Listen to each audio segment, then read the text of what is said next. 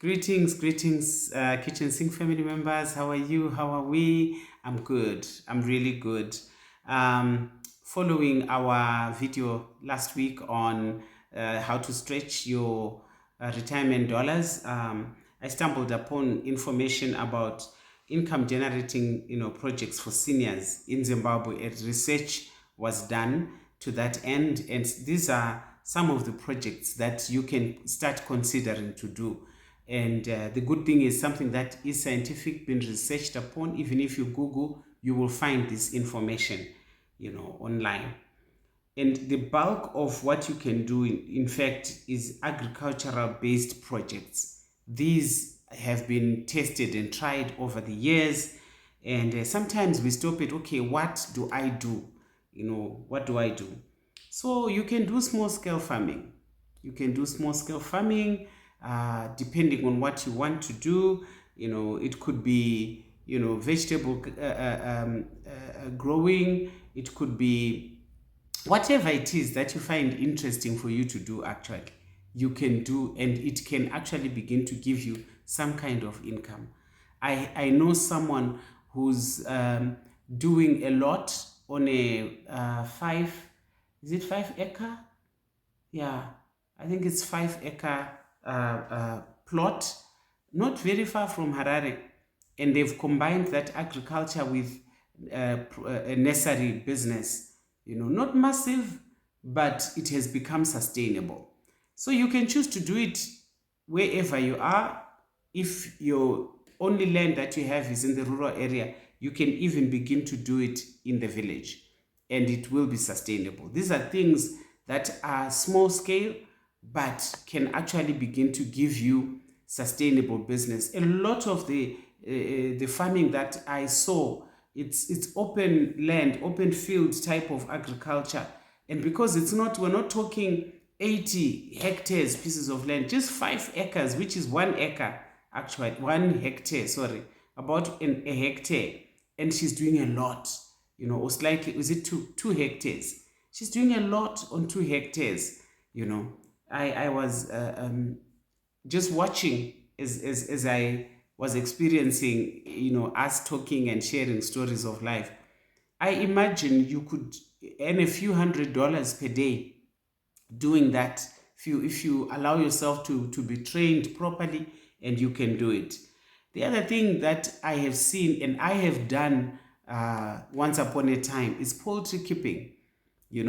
If you keep 100 chickens, if you do it properly, you allow yourself to go for training, you can earn, on a monthly basis, depending on how many chicks you take. And if you do it properly, you can budget to earn $500 a month. It's not impossible. It can be done.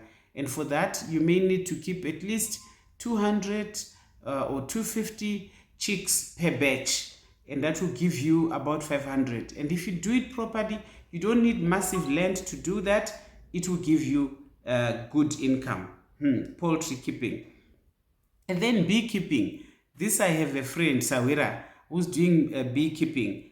And also, you don't need a huge farm to be able to do it. And you can do it even, if you are in town and you're on a big piece of land in town, whatever town you live in, you can actually start beekeeping. And you can also give yourself a few $100s on a monthly basis. Things that we are talking about here, I want you to understand, are small things, but that can actually be sustainable and profitable when you are doing them. If once upon a time you enjoyed tailoring, you can start again and do it, for yourself and even for other people. The other thing that you can do is food related, business, small business, food processing. I know 2 people in my life, they are not senior citizens. They'll kill me if I say senior citizens. But they are processing food, making chakalaka, making these sauces that they can sell, and they're selling. It's something that will give you money on a daily basis. Very, very important. Something that I forgot to talk about on poultry keeping. Sometimes even layers, so that on a daily basis you're selling eggs from your home.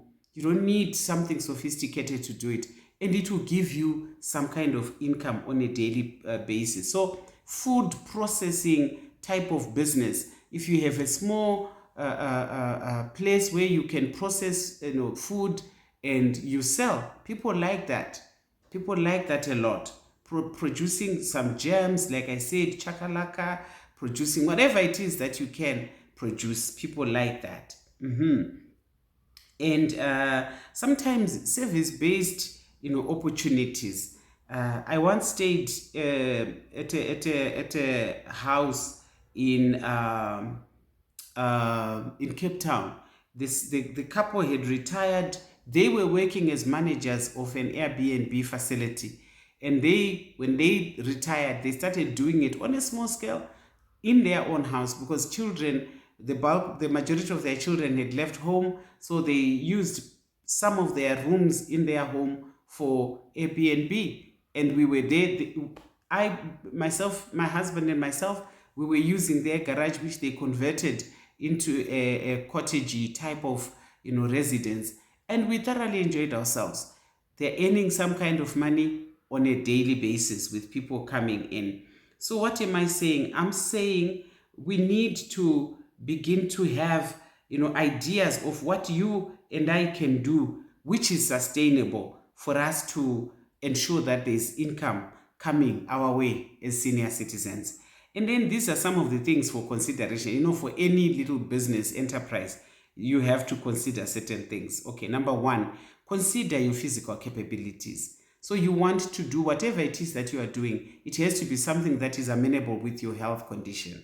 Don't do something that requires you working with your eyes open, maybe with a screen, and yet you are suffering, you have issues with your eyes or eyesight.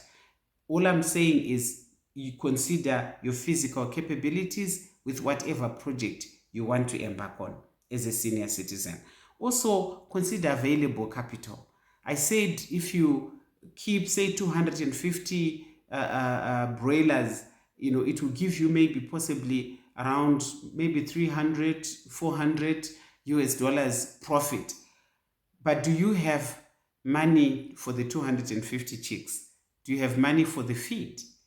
So all those things are things to consider.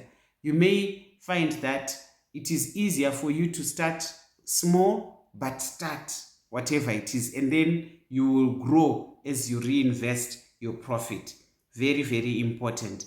Also, consider existing skills. Like I was telling you, once upon a time, we kept broilers, not on a big scale, on a very small scale, but we've done it. If I have to do it again, it's something that we have done before. That's all I'm saying. Let's do things that we have always done. It's much easier for us to then carry on doing it, for the longer period. Also consider local market demand. What is it that is needed in your area? What is it that is needed, within your community? So that you don't have stress to have to travel to far places in delivering whatever product you have. So consider local demand.